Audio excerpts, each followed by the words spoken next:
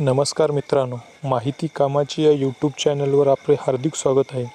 मित्रांनो, संजय गांधी निराधार योजनेअंतर्गत 2024मध्ये 1050 रुपयावरून 3000 रुपये दिले जाणार आहेत. त्यासाठी प्रस्तावसुद्धा सादर करण्यात आलेली आहे. ती पूर्ण माहिती या व्हिडिओच्या माध्यमातून आम्ही तुम्हाला सांगणार आहोत. तर हा व्हिडिओ कुठेही स्किप न करता पूर्ण व्हिडिओ बघावा. चला तर मित्रांनो, व्हिडिओ स्टार्ट करूया. त्यापूर्वी मित्रांनो, तुम्ही जर चॅनलवर नवीन असाल तर चॅनलला सबस्क्राईब करा आणि व्हिडिओ आवडल्यास लाईक करा. चला तर मित्रांनो, व्हिडिओ स्टार्ट करूया.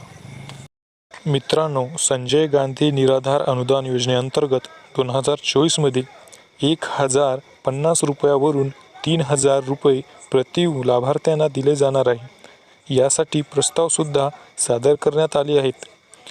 पूर्ण माहिती आम्ही तुम्हाला या व्हिडिओच्या माध्यमातून सांगणार आहोत, तर व्हिडिओ नक्की बघावा.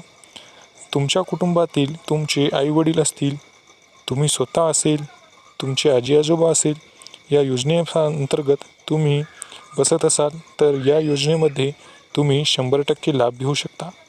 मित्रांनो, 1500 रुपये सध्या या योजनेअंतर्गत लाभ प्रति महिन्यासाठी दिला जात आहे.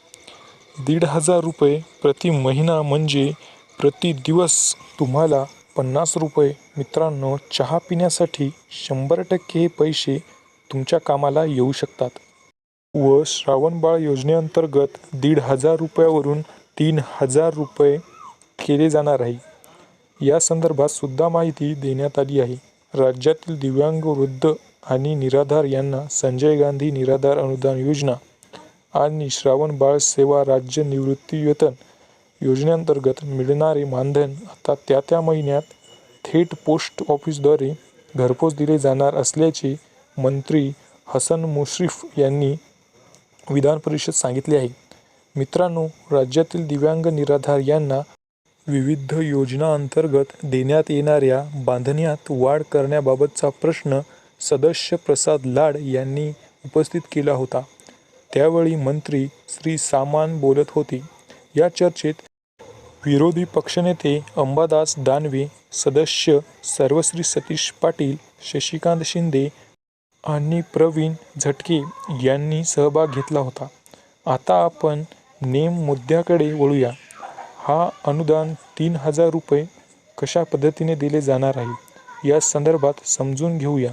संजय गांधी निराधार अनुदान योजना या श्रावणबाळ सेवा राज्य निवृत्ती वेतन योजनेतील लाभार्थ्यांना अर्थसहाय्य दरमहा 1000 रुपयावरून 1500 रुपये इतकी वाढ करण्यात आली आहे.